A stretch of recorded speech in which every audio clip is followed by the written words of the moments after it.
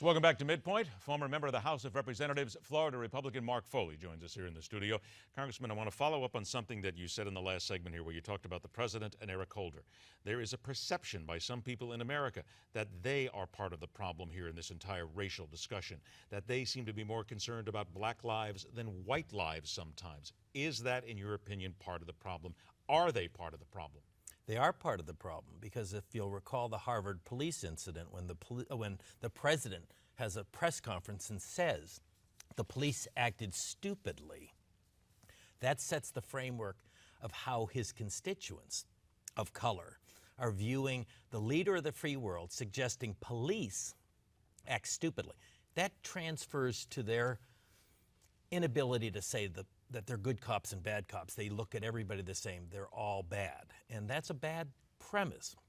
When Holder sends 4 people from the White House to Ferguson or to funerals for Michael Brown, and they don't go to a general's funeral who was killed in duty, it sends a signal that something's wrong here. We're not respecting either the military or we're overemphasizing something because it has a political appeal. That's wrong. The president has to be, if you will, colorblind. I wouldn't expect him to disregard his color, but he has a chance to imbue in America the fact that I got to this high office because of the good graces of the voters, and the American people gave me 2 chances, one in my first elect, one in my second. In your opinion, that's magnificent. In your opinion, is he unable to be colorblind? I think he's sensitive to the way he probably grew up in Chicago, and we carry those patterns with us. But that's where you have to break the mold and say, but think about where I came from and who I am now. So I have to have a capacity to set a better tone. I've got to reach out.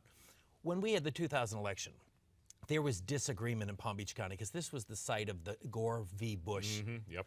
Who did I invite down? John Lewis.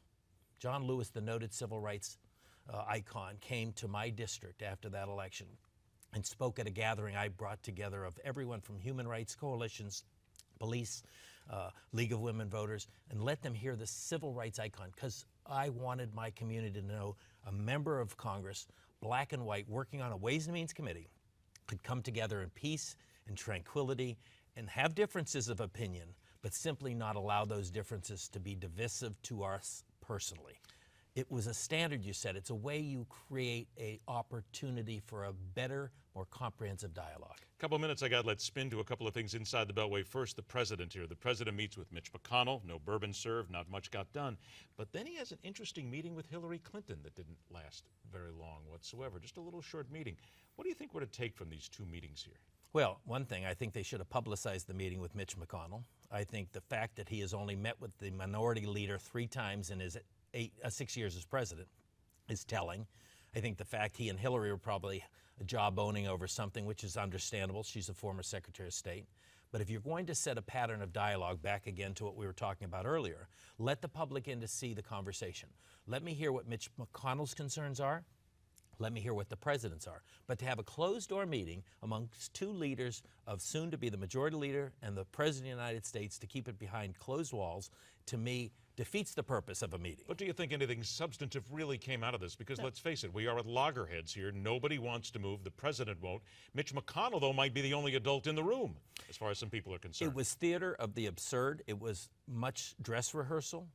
Sadly for the president, Mitch McConnell knows more about legislative battles and government operations than our own president of the United States, so he will have met his match. The president probably knows that to some degree. He has very few friends left in Congress. Even Chuck Schumer's running for cover on health care, which shows you kind of the paralysis of the Democratic Party. When a guy like Chuck Schumer, extraordinary liberal, says, well, maybe we spend too much time on health care. You think? That's why they lost in 2008. They lost in 10, they lost in 12. So it's not about just legislative parlance and policy and make nice meetings and pretend we're friends. It's getting something done. And I hope Mitch McConnell keeps some people in check, shows America we can govern. Can he keep people in check, though? It's difficult. There's a lot of fighting in that Republican Party right now. It's a difficult party to corral. But I think the common wisdom amongst people I've talked to in the Beltway and the particular members of the Republican caucus want to prove to America, you've given us a chance. we will not blow it. We will make something happen. I only got about 20 seconds left here. Hillary and Barack Obama getting together. Perhaps it's like, Mr. President, let's put our differences behind us and help things for the party here and make sure you help me get elected. Well, they're going to share a bond. I'm not sure it's a good one for Hillary. Their linkage, their closeness, their proximity may be perilous for her presidential campaign.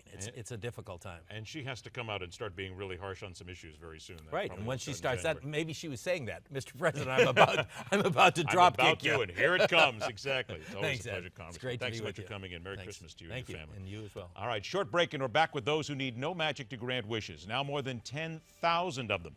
And at 34 minutes after the hour, the latest from Wall Street. See if we can make you money before the holiday starts, right? It's all coming up here on MidPoint.